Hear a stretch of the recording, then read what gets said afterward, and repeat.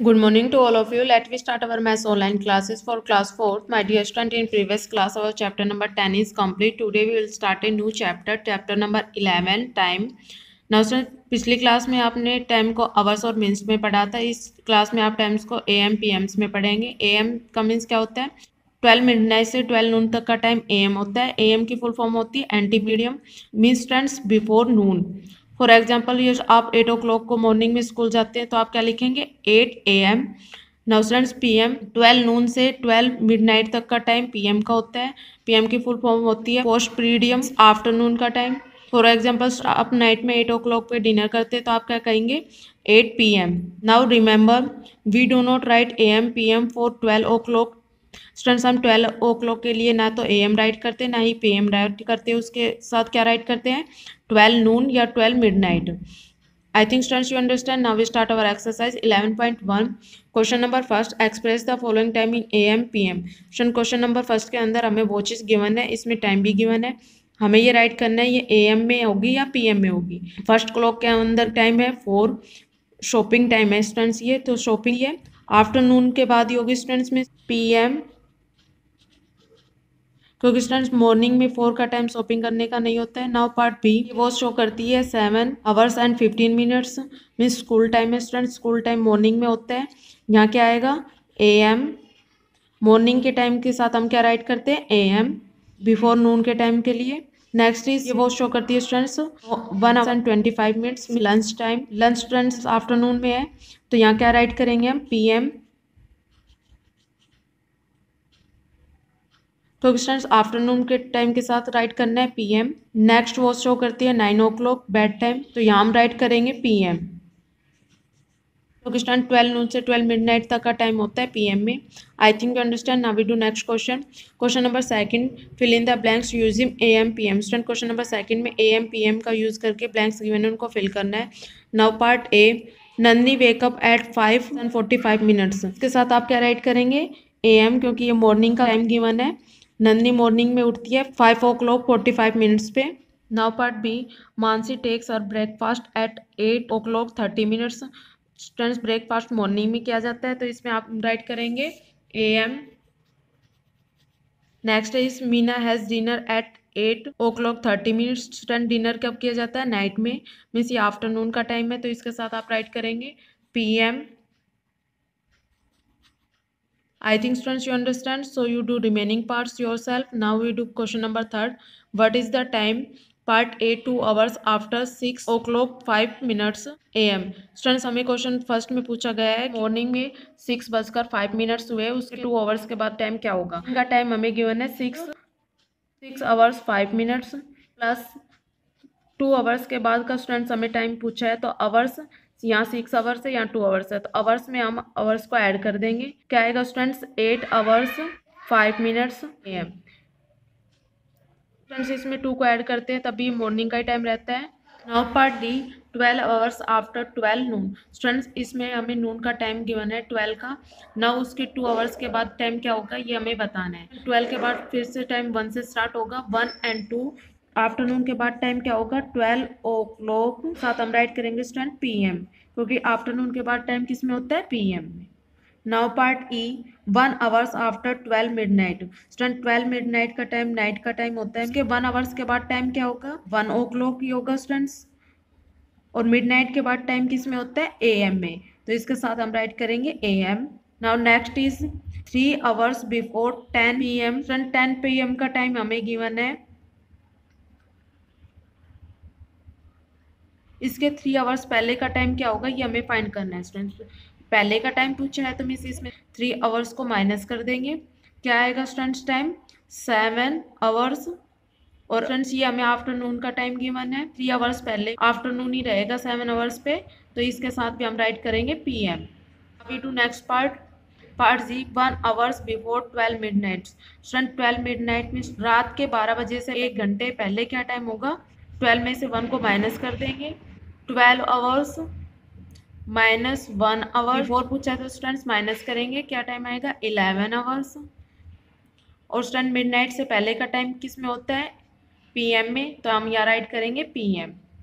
Now student part H, 2 hours before 12 नून। Mister नून के 12 ओ clock से 2 hours पहले का टाइम क्या होगा? बिफोर पूछा है तो माइनस करेंगे, 12 ओ क्लॉक में से 2 को माइनस कर देंगे, 2 आवर्स को 10 ओ क्लॉक।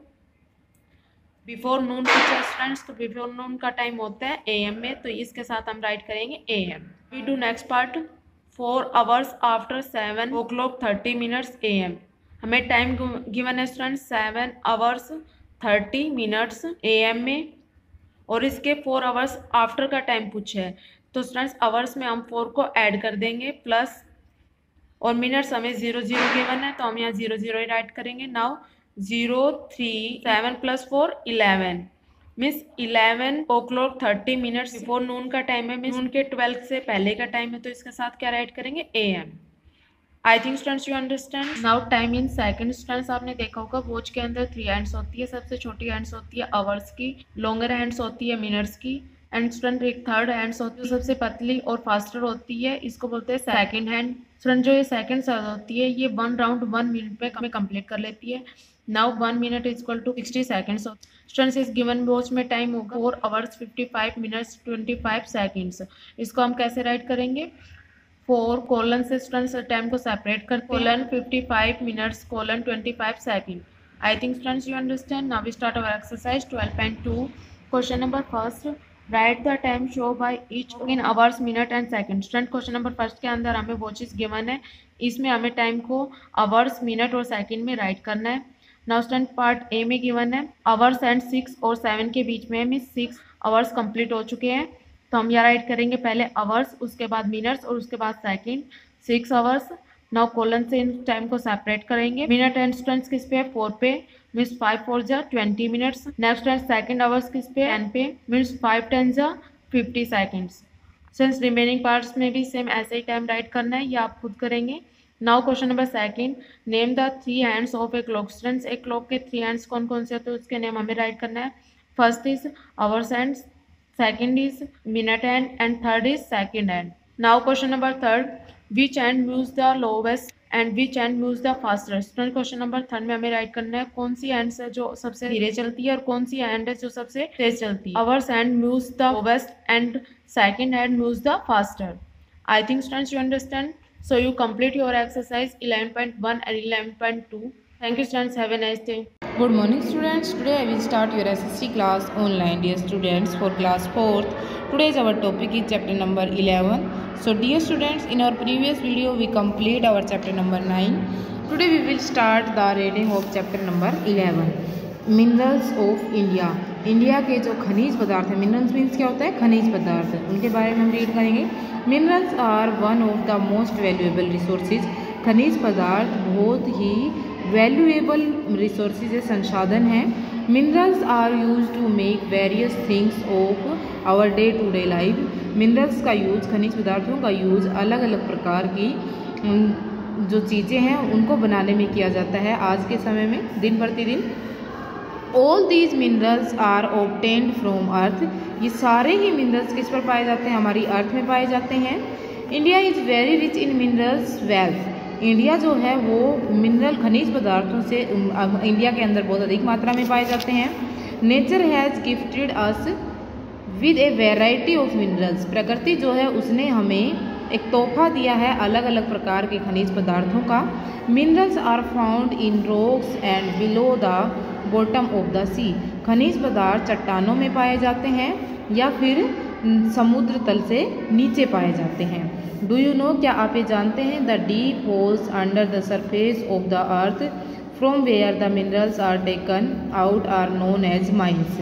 यानी कि हमारी अर्थ के नीचे मिनरल्स को प्राप्त करने के लिए जो गहरे गहरे होल्स किए जाते हैं वो क्या कहलाते हैं? माइंस कहलाते हैं। MINES, mines. Types of minerals, खनिज पदार्थों के प्रकार। There are 2 types of minerals. हमारे 2 प्रकार के मिनरल्स होते हैं, metallic minerals and non metallic minerals. धात्विक मिनरल और अधात्विक mineral. Iron, copper, gold and manganese are example of metallic minerals. Iron, copper और जो गोल्ड है वो एग्जाम्पल है मेटेलिक मिनरल्स के। Non metallic minerals found on the earth include salt, precious stone, crude mineral oil and coal. Non metallic minerals के अंदर हमारा salt है, प्रीशियस स्टोन है, क्रूड ऑयल जो कच्चा तेल होता है वो, और कोल जो है वो हमारे नॉन मेटेलिक मिनरल्स हैं। मैदात्विक मिनरल कौन कौन से हैं? आयरन, कॉपर, गोल्ड और मैग्नीज। और अधात्विक जो मिनरल्स हैं वो हैं सोल्ट, प्रीशियस स्टोन और क्रूड ऑयल यानी कि कच्चा तेल और coal. The distribution of minerals is not uniform in all parts of the country. जो डिस्ट्रीब्यूशन है, जो विस्तार है मिनरल्स का, वो पूरे देश के अंदर एक समान नहीं है। Chota Nagpur plateau and other plateaus are very rich in mineral resources while some part of very poor. ये कह रहा है कि जो छोटा नागपुर प्लेट्यू है वो और अदर प्लेट्यूज हैं, ये मिनरल्स में रिच स्थान हैं, और कुछ ऐसे भी हैं जहाँ पर बहुत कम मिनरल्स पाए जाते हैं। India has big deposit of minerals like iron, cold, mineral oil, Mika etcetera. India के अंदर बहुत अधिक मात्रा में आयरन, कोल, मिनरल ऑयल और मिक्का आदि जो मिनरल रिसोर्सेज हैं वो अधिक मात्रा में पाए जाते हैं। India is the largest producer of manganese. Manganese India के अंदर बहुत अधिक मात्रा में उत्पादन किया जाता है, पाया जाता है। सम इम्पोर्टेंट मिनरल्स, कुछ महत्वपूर्ण मिनरल्स कौन कौन से हैं? Iron. Iron is use to make many product like utensils, machineries, transport equipments, tools and other things. लोहे का यूज़ अलग अलग प्रकार की चीज़ों के अंदर किया जाता है, जैसे ट्रांसपोर्ट के जो साधन हैं उनके लिए, या फिर मशीनरीज बनाने के लिए, या हथियार बनाने के लिए, और भी बहुत सारी चीज़ें हैं। Iron is used in building of dams, houses, factories and bridge. Iron का यूज़ किया जाता है डैम्स बनाने के लिए, घर बनाने के लिए, फैक्ट्रीज बनाने के लिए और ब्रिज बनाने के लिए। Iron is not found in pure form. लोहा जो है वो शुद्ध मात्रा में नहीं पाया जाता है। It is extract from iron ore. ये कच्ची धातु के रूप में, यानी कि लोहे की कच्ची धातु के रूप में हमें पाया जाता है। India is very rich in iron deposit. India के अंदर आयरन का, लोहे का डिपॉजिट बहुत अधिक मात्रा में है। Iron ore is mostly found in Jharkhand, Orissa, Madhya Pradesh, Goa and in the Deccan plateau. Iron का जो कच्चा पदार्थ है, कच्ची धातु है, वो झारखंड, उड़ीसा, मध्य प्रदेश, गोवा और दक्कन प्लेट्यू में पाई जाती है। Iron and steel plants are mostly located in Bokaro, Bhilai, Durgapur, Rourkela, Jamshedpur and Salem. जो आयरन और स्टील प्लांट्स हैं वो मोस्टली बोकारो, भिलाई, दुर्गापुर, राउरकेला, जमशेदपुर एंड स्लेम में पाए जाते हैं। 1/4 of the total iron deposit of the world are found in India. World के जो टोटल 100% जो आयरन डिपॉजिट है उसका 1/4 पार्ट किसके अंदर पाया जाता है? इंडिया के अंदर पाया जाता है। डू यू नो, क्या आप ये जानते हैं? The first iron and steel plant was setup in Jamshedpur in Bihar, now in Jharkhand. पहला जो आयरन और स्टील प्लांट है वो जमशेदपुर में लगाया गया था, जो बिहार में था। अब ये पार्ट किसके अंदर है? झारखंड के अंदर, क्योंकि बिहार और झारखंड अब अलग अलग पार्ट्स हैं। So dear students, I hope you understand and you read this chapter 2 times. Thank you. Good morning students, मैं मुकेश मैडम, आपकी हिंदी अध्यापिका MLB इंटरनेशनल स्कूल राजपुरा से। बच्चों कक्षा 4 में आज हम करेंगे पाठ 14, चतुर तेनालीराम। राजा कृष्णदेव राय विजयनगर के राजा थे। कहाँ के? विजयनगर के। क्या नाम था राजा का? कृष्णदेव राय। प्रतिवर्ष उनका जन्मदिन बहुत धूमधाम से मनाया जाता था। आज उनका जन्मदिन था। पूरा राज्य फूलों और रोशनी से सजा हुआ था। निर्धनों और ब्राह्मणों को भोजन और वस्त्र बांटे जा रहे थे। क्या बांटे जा रहे थे? भोजन और वस्त्र। किनको? निर्धनों और ब्राह्मणों को। राजदरबार में सदैव की तरह नाच गाने का कार्यक्रम चल रहा था। सभी दरबारियों, मंत्रियों तथा अतिथियों के लिए भोजन की व्यवस्था की गई थी। किस किस के लिए भोजन की व्यवस्था की गई थी? दरबारियों, मंत्रियों और अतिथियों के लिए। चारों ओर उत्सव का वातावरण था। सभी अतिथियों और दरबारियों ने राजा को उपहार देने आरंभ कर दिए। उपहार क्या होता है? भेंट देना। किसी ने हीरे जवाहरात दिए तो किसी ने रेशमी शाल दिया। दरबार में उपस्थित एक दरबारी का ध्यान तेनालीराम की अनुपस्थिति पर था। अनुपस्थिति मतलब हाजिर न होना। वह दरबारी तेनालीराम की राजा से घनिष्ठता को लेकर चिढ़ता था। घनिष्ठता क्या होता है? गहरी मित्रता। आज उसे तेनालीराम के विरुद्ध राजा के कान भरने का अवसर मिल गया।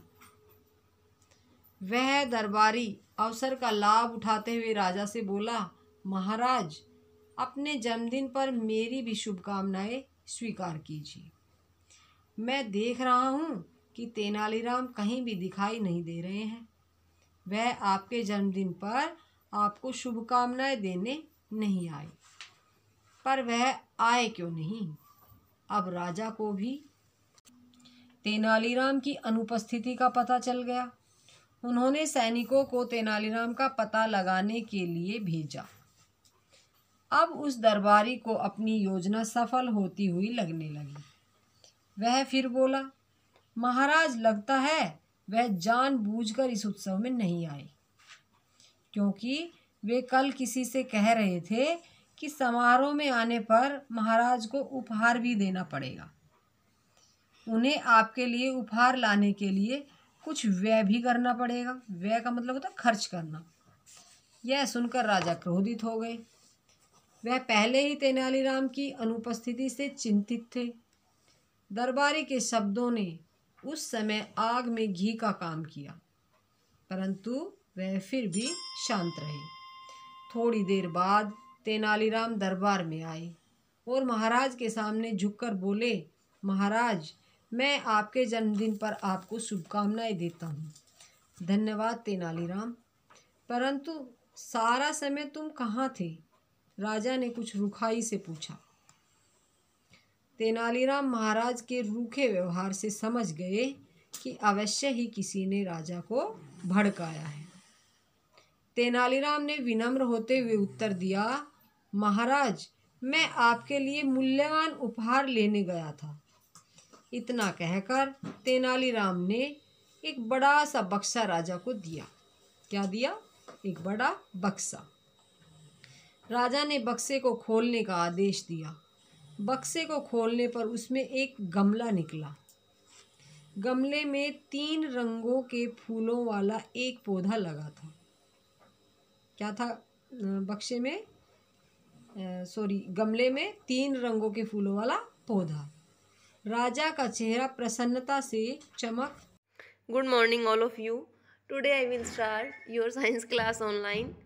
I am Sonal, your science teacher. Dear student, in our previous class, we discussed question answer of chapter 9. Today we will do remaining question answer. So let's start.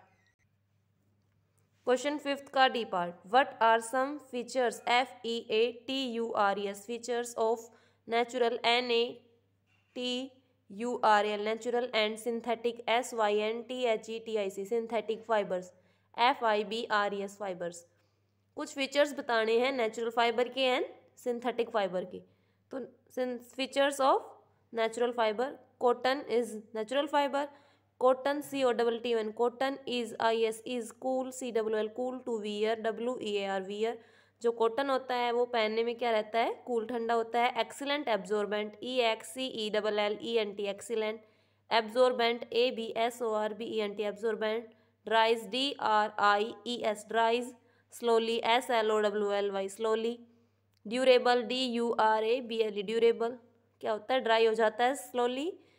और ड्यूरेबल DURABLE ड्यूरेबल है। But creases CREASES creases easily EASILY easily. अब है features of synthetic fibre. Nylon is also synthetic fibre. NYLON nylon is IS is warm WARM warm to wear WEAR wear. Repels rain REPELS repels rain RAIN rain. It is durable DURABLE durable. E Why do we need to take care of clothes? हमें कपड़ों की care करने की क्यों ज़रूरत है? How can we take care of clothes? और हम कपड़ों की कैसे देखभाल कर सकते हैं? Keeping clothes KEEPING, keeping clothes CLOTHES, clothes clean CLEN, clean and AND, and well iron WELLIRONED, iron also ALSO, also make MAKE, make them look good LOOK, look good GOOD, good. Keeping clothes clean, जो कपड़े उनको साफ रखना चाहिए, and well iron, और press किए हुए होने चाहिए, जिससे वो क्या लगेंगे, लुक गुड, अच्छे दिखने में अच्छे लगेंगे। Care of clothes, wash and iron clothes regularly, हमें कपड़े धोने चाहिए डेली और उनके ऊपर आयरन प्रेस करनी चाहिए regularly. Thank you student, I hope you understand. You also learn and write these question answer in your fair notebook. Thanks. Hello students, a very healthy morning to all of you. Now we will start our video class 4th English grammar. In our last video we have completed our story Honest Woodcutter, and today we will do story The Ant and the Grasshopper, चींटी और टीडे की जो story है वो करेंगे। So let's start. It was the summer time, गर्मी का समय था। The weather was good, मौसम अच्छा था। The sun was shining and there was plenty to eat. सूरज चमक रहा था और खाने के लिए काफी भोजन था। A grasshopper lays around all day, singing songs and making merry. जो टीडा है वो पूरे दिन क्या है, सॉन्ग गाता रहता है और क्या, खुशी मनाता रहता है। Every day he used to see an ant working very hard to store food in her ant hill. प्रत्येक दिन में क्या देखता है, एक चींटी को बहुत मेहनत करते हुए, किस लिए, अपने जो आंट हिल है उस पर जो भोजन का संचय करते हुए देखता है वह। Why do you work so hard, और उससे क्या कहता है, तुम इतनी मेहनत क्यों करती हो। Come and enjoy yourself with me, आओ और मेरे साथ क्या करो, मजे करो, आनंद लो। The grasshopper said to the ant, किसको कहता है, चींटी को grasshopper. Oh no replied the ant, जो चींटी होती है वो उत्तर देती है, अरे नहीं। आई हैव नो टाइम, मेरे पास समय नहीं है। टू इंजॉय माई सेल्फ, यहाँ पर तुम्हारे साथ क्या करने के लिए, इंजॉय करने के लिए। There is so much work to be done, मेरे पास बहुत काम है करने के लिए। The winter will soon be here and I must store enough food to last all through. क्या कहती है फिर उससे, कि जो सर्दी है वो आने वाली है और फिर क्या है, मुझे क्या करना है, पिछले जो समय होगा उसके लिए मुझे क्या करना है, सबके माध्यम से क्या करना है, भोजन को संचय करना है। विंटर इज फोर अवे, जो कहता है, सेड द ग्रासहोपर, टीडा कहता है कि जो सर्दी है वो काफी दूर है। एंड कंटिन्यू सिंगिंग, और लगातार अपना जो गाना है वह जारी रखता है। At last long summer was over and winter arrived, और जो काफी लंबी जो गर्मियां थी वो खत्म हो गई थी और जो सर्दी है वो आ गई थी। It was bitterly cold and everything was covered with snow, क्या थी, जो सर्दी थी वो बहुत अधिक थी और जो प्रत्येक चीज है वो किससे ढकी हुई थी, बर्फ से। The grasshopper wandered around looking for food but found nothing, जो टिड्डा है वो घूमता है किसके लिए, भोजन के लिए चारों तरफ, लेकिन उसको खाने के लिए कुछ नहीं मिलता। From a distance he saw smoke coming out of the chimney of an ant hill. काफी दूरी से क्या देखता है, दूरी से वह दूर से किस धुआं आता हुआ, किसकी, आंट हिल से, जो चींटी की पहाड़ी से क्या देखता है वो, चिमनी से धुआं आता हुआ। He peeped inside and saw the ant having a feast. वह कहाँ झांकता है, उसके अंदर झांकता है और क्या देखता है कि चींटी के पास क्या है, एक दावत है। There was warmth, food and happiness in the ant's house. क्या था, गर्मी, भोजन और खुशी किसके घर में, आंट के घर में, चींटी के घर में। He knocked on the door and said, Please aunt, give me some food to eat. वह उसके दरवाजे को क्या करता है, नॉक करता है, खटखटाता है और कहता है कि कृपया चींटी मुझे क्या दो, खाने के लिए कुछ भोजन दो।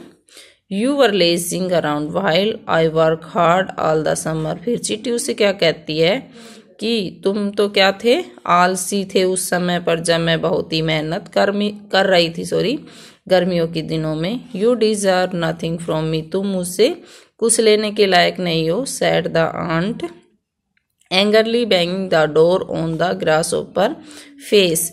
क्या करती है वो गुस्से में जो दरवाजा है उसके किसके ग्रासहोपर के फेस पर चेहरे पर पटकती हुई कहती है कि तुम मुझसे कुछ भी लेने के लायक नहीं हो। क्यों? क्योंकि तुम तो उस समय आलसी बने हुए थे जब गर्मियों में मैं बहुत मेहनत कर रही थी। So thank you students, please right this story in your grammar notebook and learn also. Thank you. Have a nice day. Good morning student, welcome you to online class MLP School Rajpura. Myself Poonam, your computer teacher. Today we are doing fill-ups. Now we start fill-ups. First है dash is use for typing. Typing के लिए हम किसका use करते हैं? Keyboard. Keyboard is use for typing. Second है there are dash alphabetic key on a keyboard. Keyboard पे एक अल्फ़ाबेटिक की कितनी होती है? अल्फ़ाबेटिक की कौन सी होती है? A to Z। और कितनी होती है टोटल? 26। नेक्स्ट थर्ड है there are dash type of alignment. Alignment कौन सी होती है? लेफ्ट, राइट, सेंटर और जस्टिफाई। ये कितने टाइप की होती है? 4 टाइप्स। नेक्स्ट है dash is brain of computer. Brain of computer क्या होता है? CPU। नेक्स्ट है fifth, the role of CPU is to do calculation. CPU का जो रोल होता है वो क्या होता है? टू डू कैलकुलेशन, कैलकुलेशन करना। नेक्स्ट सिक्स्थ है mouse is an input device. Mouse क्या होता है हमारा? Input device. नेक्स्ट 7 है dash is an output device. Output device कौन सा होता है? प्रिंटर। और मॉनिटर भी क्या होता है हमारा? Output device. नेक्स्ट वन है there are 12 function key on a keyboard. Keyboard पे 12 कौन सी की होती है? Function keys on a keyboard. Next 9 है there are 4 type of arrow keys. Arrow keys कितने टाइप की होती है? 4 टाइप की, left, right, up and down. Next है CPU stand for central processing unit. CPU की जो फुल फॉर्म होगी वो क्या होगी? Central processing unit. नेक्स्ट 11 है dash is look like a television. जो क्या होता है? जो हमारा टीवी जैसा, टेलीविज़न जैसा दिखाई देता है, monitor. Monitor looks like a television. So every student do this work in fair notebook. Thank you. Have a nice day.